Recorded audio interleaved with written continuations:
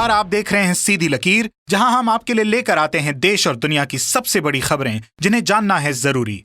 तो इस वीडियो को आखिर तक जरूर देखिएगा। तो चलिए शुरुआत करते हैं आज की सबसे पहली बड़ी खबर के साथ। ममता और केंद्र के विवाद में ममता के आरोपों को केंद्र सरकार ने किया खारिज। बताया बंगाल के पूर्व मुख्य सचिव अलापन बंदोपाध्याय पर एक्शन को संवैधानिक। कहा उनका सेवानिवृत्ति लेना इस बात को सिद्ध करता है कि वे अपनी गलती को जानते हैं और कार्यवाही से बचने के लिए ही उन्होंने सेवानिवृत्ति को चुना है। वहीं विशेषज्ञों की माने तो जिस आपदा प्रबंधन एक्ट के तहत कारण बताओ नोटिस जारी किया गया है, उसमें निर्देशों के उल्लंघन पर है 2 वर्ष की सजा का प्रावधान। तो वहीं कुछ अन्य कानून के जानकारों ने बताया कारण बताओ नोटिस को गैर कानूनी। कहा किसी बैठक में उपस्थित नहीं होना नहीं है अपराध। इसी बीच ममता बनर्जी ने किया साफ, अलापन बंदोपाध्याय का हर हाल में देंगी साथ। कहा यह किस्सा अब समझिए खत्म।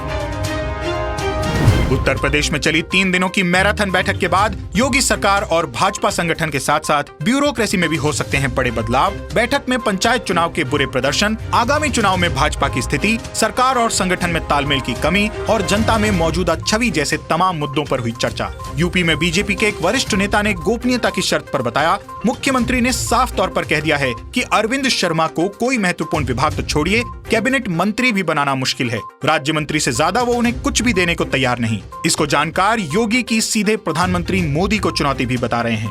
इसी बीच मुलायम सिंह यादव के समधी हरिओम यादव के घर पहुंचे कुछ भाजपा नेता। बंद कमरे में 1 घंटे हुई बातचीत। उत्तर प्रदेश में राजनीतिक चर्चाओं के बीच अब पुलिस पावर कॉरिडोर में भी सरगर्मियां हुई तेज। डीजीपी हितेश चंद्र अवस्थी हो रहे हैं रिटायर। ऐसे में नए डीजीपी के नामों पर अभी से चर्चा हो गई है शुरू। अगले साल होने वाले चुनाव को देखते हुए डीजीपी की तैनाती चुनावी गणित, वोट बैंक के नफा नुकसान को देखकर भी होगी तय। बाबा रामदेव पर देशद्रोह का मुकदमा दर्ज कराने की फिर उठी मांग। मुजफ्फरपुर की अदालत में याचिका हुई दायर, तो वहीं चंडीगढ़ की जिला न्यायालय में भी दर्ज हुई शिकायत। इसी बीच रामदेव ने एलोपैथी के बाद अब ज्योतिष पर साधा निशाना। कहा 1 लाख करोड़ की इंडस्ट्री है, लेकिन किसी ने नहीं बताया कि कोरोना आने वाला है। केंद्र की वैक्सीन पॉलिसी पर सवालों की फहरिस्त के साथ सुप्रीम कोर्ट ने लगाई केंद्र को फटकार। कहा नागरिकों के हक छीने तो चुप नहीं रह सकती अदालतें। पूरे देश में टीकाकरण की स्थिति और आगे की टीकाकरण योजना सहित पूछे कई सवाल। 2 हफ्ते में देना होगा केंद्र को जवाब। सेंट्रल विस्टा प्रोजेक्ट में निर्माण को हरी झंडी देने वाले दिल्ली हाईकोर्ट के फैसले को सुप्रीम कोर्ट में मिली चुनौती। कहा कि कोविड-19 महामारी की दूसरी लहर के चरम पर हाईकोर्ट की ओर से सेंट्रल विस्टा पुनर्विकास परियोजना को आवश्यक गतिविधि बताना नहीं है उचित, वो भी खास तौर पर तब जब पूरे देश में लॉकडाउन अवधि के दौरान आवश्यक कार्यों पर रोक लगी हुई है। देश की घटी जीडीपी के आंकड़ों पर पूर्व वित्त मंत्री पी चिदम्बरम के आरोपों का केंद्रीय वित्त राज्य मंत्री अनुराग ठाकुर ने दिया जवाब। कहा विभिन्न अंतर्राष्ट्रीय एजेंसियां वित्त वर्ष 2021-22 में भारत को 12.5% बढ़ने का अनुमान लगा रही है। इसमें हम अनुमानित 2 अंकों की वृद्धि वाली एकमात्र प्रमुख अर्थव्यवस्था हैं।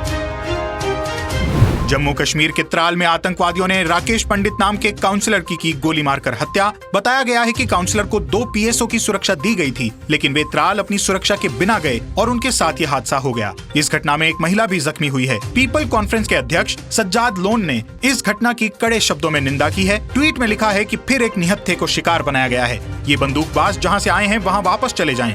कश्मीर ने बहुत सहन कर लिया है। 13,500 करोड़ के बैंक धोखाधड़ी मामले में आरोपी मेहुल चौकसी पर डोमिनिका के स्थानीय कोर्ट में चल रहे मुकदमे का आज आएगा फैसला। देखना यह है कि कोर्ट उसे एंटीगुआ भेजती है या करती है भारत के हवाले। मेहुल के वकील ने उसे एंटीगुआ भेजने की है वकालत। कहा जो भी कीमत हो चुकाने को तैयार। इसी बीच मेहुल की पत्नी ने कहा कि मेहुल एंटीगुआ के संवैधानिक नागरिक हैं, ऐसे में उनका भारत भेजा जाना है सरासर गैर कानूनी। उनकी तथाकथित गर्लफ्रेंड को भी बताया मनगढ़ंत। कहा जिस महिला की तस्वीरें दिखाई जा रही हैं वो उनसे कभी नहीं मिली। एंटीगुआ से डोमिनिका उन्हें अगवा कर ले जाया गया है और उनके साथ हुई मारपीट इस बात का सबूत है कि वो डोमिनिका में नहीं है सुरक्षित। सीबीएसई बोर्ड के बाद अब एमपी और राजस्थान बोर्ड की भी परीक्षाएं हुई रद्द। ग्रुप ऑफ मिनिस्टर्स करेंगे रिजल्ट बनाने का तरीका तय। अगर आप भी किराएदार या मकान मालिक हैं तो यह खबर आपके काम की है। बहुत जल्द लागू होने जा रहा है नया किराया कानून। प्रधानमंत्री मोदी की अध्यक्षता में कल हुई कैबिनेट बैठक में नए मॉडल टेनेंट एक्ट को मिली मंजूरी। आज पहुंचेगा मानसून केरल। 11 जून को महाराष्ट्र और तेलंगाना, 20 जून को मध्य प्रदेश होता हुआ 28 जून को राजधानी दिल्ली तक पहुंचेगा मानसून। इस बार मानसून रहेगा सामान्य से बेहतर। मध्य प्रदेश के सीहोर रेलवे स्टेशन पर मंगलवार रात को चलती ट्रेन में युवती का शव मिलने से मच गया हड़कंप। इंदौर से बिलासपुर जा रही नर्मदा एक्सप्रेस में लड़की की धारदार हथियार से हत्या कर आरोपी हुआ फरार। पंजाब कांग्रेस में घमासान के पीछे हो सकती है परिवर्तन की दस्तक। 2 घंटे चली बैठक में 3 सदस्यीय पैनल के सामने सिद्धू और परगट ने जमकर निकाला गुस्सा। अब आज अमरिंदर से मांगे जाएंगे जवाब। उत्तर प्रदेश के छोटे शहर में हुआ बड़ा हादसा। गोंडा में घरेलू सिलेंडर में विस्फोट से 2 मकान हुए जमींदोज। मलबे में दबे 14 लोगों में से 8 की हुई मौत। टीके की किल्लत को लेकर दिल्ली हाईकोर्ट ने बुधवार को आम आदमी पार्टी सरकार को जमकर सुनाया। कहा कि अगर समयावधि में टीके की दोनों खुराकें मुहैया नहीं करवा सकती थी तो इतने जोर शोर से इतने सारे टीकाकरण केंद्र खोलने ही नहीं चाहिए थे।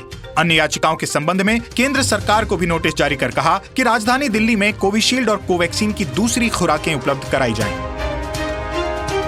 राहुल गांधी की ट्विटर नीति ने बढ़ाई हलचल। एक दिन में कई नेताओं और पत्रकारों को किया अनफॉलो। कहा अकाउंट को किया जा रहा है रिफ्रेश। बहुत जल्द तैयार करेंगे एक फॉलो लिस्ट जिसमें हो सकते हैं अभी अनफॉलो किए गए कई नाम। राजस्थान के कोटा से अगली खबर, जहां एक शख्स ने अपनी 35 साल की पत्नी को कुल्हाड़ी से मौत के घाट उतार दिया। सड़क पर शव घसीटा, फिर पुलिस के आगे कबूला गुनाह। हमले में 9 महीने के बेटे की भी हुई मौत। दिल्ली में मस्जिद में पानी लेने गई नाबालिग को मौलवी ने बनाया हवस का शिकार। पुलिस ने किया गिरफ्तार। राजस्थान के भरतपुर का रहने वाला है आरोपी। इजराइल में नेतन्याहू सरकार को बड़ा झटका। नए गठबंधन की वैधता को दी नेतन्याहू ने कानूनी चुनौती। राष्ट्रपति ने ठुकराई। टीवी की मशहूर जोड़ियों में शुमार निशा रावल और करण मेहरा की शादी पहुंच चुकी है टूटने के कगार पर। दोनों के बीच चल रहा है आरोप प्रत्यारोप का दौर। निशा ने कहा कि करण का दूसरी लड़की के साथ चल रहा है अफेयर, तो वहीं करण ने जमानत के बाद किया दावा कि निशा की दिमागी हालत नहीं है ठीक। सुशांत सिंह राजपूत की मौत के बाद सामने आए बॉलीवुड ड्रग्स केस में एनसीबी को मिली एक और सफलता। अंडरवर्ल्ड डॉन दाऊद इब्राहिम के सहयोगी नशीले पदार्थ के विक्रेता परवेज खान उर्फ चिंकू पठान से कथित संपर्क के आरोप में ड्रग विक्रेता हैरिस खान को किया गिरफ्तार। टीम इंडिया 104 दिन के लंबे दौरे पर इंग्लैंड के लिए हुई रवाना। सिर्फ 30 दिन खेलेगी मैच। वर्ल्ड टेस्ट चैंपियनशिप के फाइनल के अलावा इंग्लैंड से 5 मैचों की टेस्ट सीरीज भी खेलनी है। पुरुष टीम के साथ महिला टीम भी रहेगी इंग्लैंड दौरे पर। परिवार को भी साथ ले जाने की मिली इजाजत। अब देश में वैक्सीनेशन की रफ्तार होगी तेज। विदेशी टीका कंपनियों को भारत में ट्रायल से मिली छूट। डीसीजीआई ने अब फाइजर और मॉडर्ना कंपनी को जल्द से जल्द भारत लाने के लिए इनके अलग से स्थानीय ट्रायल कराने की शर्त को हटाया। अब देश में कोरोना संक्रमण का हाल, संक्रमितों की संख्या बढ़कर 2,84,00,000 के पार पहुंची, तो वहीं ठीक होने वाले भी बढ़कर 2,63,82,000 के पार हुए। एक्टिव केस अब घटकर 17 लाख तक पहुंचे। तो आज की खबरों में बस इतना ही। इसी तरह देश और दुनिया की बड़ी और काम की खबरों को सीधे अपने मोबाइल में पाने के लिए सीधी लकीर को YouTube पर सब्सक्राइब करें और Facebook पर लाइक करें, ताकि हम और हमारी टीम देश और दुनिया की जरूरी खबरों और आपके बीच खींच सकें एक सीधी लकीर। वंदे मातरम।